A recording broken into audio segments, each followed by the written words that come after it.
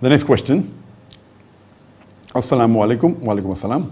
What does a Sharia say about a father who had 3 daughters and 1 son and who made an oral will in front of his son and 1 daughter and died after a few days?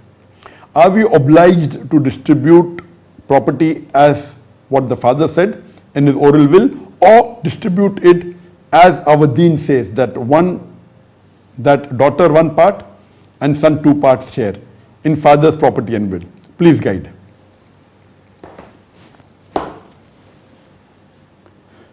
The question poses that if a father before dying makes a oral will in front of his 1 son and 1 daughter, he has 1 son and 3 daughters, and if he makes an oral will in front of 1 son and 1 daughter, and after he dies, should they distribute according to what the father said or what the Quran has said? The Quran is very clear cut, and Allah says in the Quran in Surah Nisa chapter number 4 verse number 11 and 12. There are various verses talking about inheritance, but the main important verses is from Surah Nisa chapter 4 verse number 11 and 12. Verse number 11 says, as for the inheritance of your children, the son, the male, gets double the share of the female. If there are only females, 2 or more, they share in a 2/3. If only 1 female, she gets half, after paying the legacies and debt. As far as your parents are concerned, if there are children, each parent gets 1/6. If there are no children, mother gets 1/3. If you have brothers and sisters, mother gets 1/6. All this is after the payment of legacies and debts, means all the liabilities and the debts is there. Verse number 12 says, in what your wife leaves for you, you get half if there are no children, and you get 1/4 if there are children, after paying of legacies and debts, all the liabilities. The verse continues, in what you leave for your wives, if you have no children, wife gets 1/4.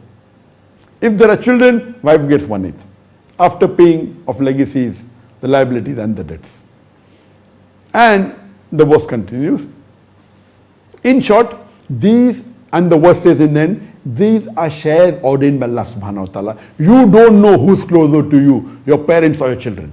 So these are shares ordained by Allah subhanahu wa ta'ala. Once these verses were revealed in the Quran, it is compulsory for every Muslim that he should the inheritance should be as per the verse of the Quran.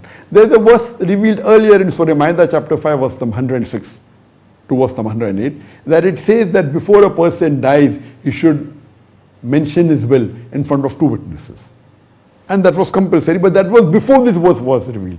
Once these verses were revealed, you have to follow the guidance of the Quran, and making a will is not compulsory. Previously, making inheritance was compulsory. Today, if you are living in a Muslim country where the Islamic Sharia is followed, or living in a non-Muslim country like India where the Muslim personal law is followed and the Sharia has to be followed, then it is not compulsory to make a will. But if you are living in a non-Muslim country like America or a Western country like Canada, UK, where they don't follow the Sharia, then making a will is very important, and the will should be as per the Quranic guidelines. What I mentioned in Surah Nisa chapter 4 verse 11 and 12, also verse number 176. You cannot write your own will. The maximum you are allowed to will as per the Sharia is 1/3. 1/3 of your share you can will to those people who are not your inheritors. For example, you may have a friend who has helped you a lot. You can give anything from 0 to 1/3 to him, but you can't give more than 1/3. You want to do charity, you want to help the poor people. So 1/3 is the maximum a person can will, or can will 1/6. Can will less than that, but he cannot will more than 1/3. The balance 2/3 minimum should go to the inheritors as mentioned in the Quran. Or if you don't will anything extra, everything goes as per what is mentioned in the Quran. Now coming to your question, if a father has orally given a will and said to his 1 son and 1 daughter, though he has 1 son and 3 daughters, orally, after he dies, what should be done? You should follow as the Quran says, because the son and all 3 daughters are the inheritors. The father cannot say, I love 1 daughter more, she'll get more share than the second daughter because she is not good to me. Irrespective, as long as they are Muslims, even if they ill-treat the father, they will get the same share as has been ordained by Allah in the Quran. Whether he says orally or whether, even if he says orally, which is not matching the Quran, it should be changed. Even if he gives in writing, in a Muslim country, if he gives in writing that the son and daughter should get equal, because my daughter was not, because my son wasn't obedient, it's not possible. He cannot say, give my one daughter double share and my other daughter half the share, not possible. Even if he gives in writing, if it's a Muslim country where the Sharia law is followed, or in India where the Sharia law is followed, that doesn't carry any weight. So whether he said orally to one of the sons and one of the daughters, or he gave in writing, as per the Islamic Sharia, the share should be son get double than daughter. If after giving the shares of the parents, if there are any, or wife if there are any, whatever is remaining part will go between the children. So if there is one son and 3 daughters, he should make 5 parts.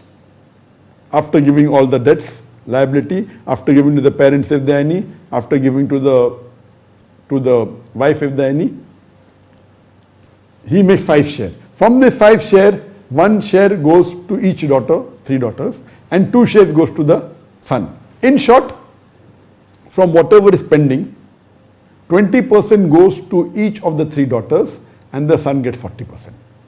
Irrespective of what the father said orally or whether they gave in writing, as far as the children are concerned, you have to follow Allah's guidance and stick to it as long as they are Muslims. Even if they ill-treat the parent, whatever they do, the shares had been ordained by Allah and you have to follow it. And if he said something else or wrote something else which is not matching with the Quran and Sunnah, we should follow as per the guidance given in the Quran and Sunnah. Hope that answers the question.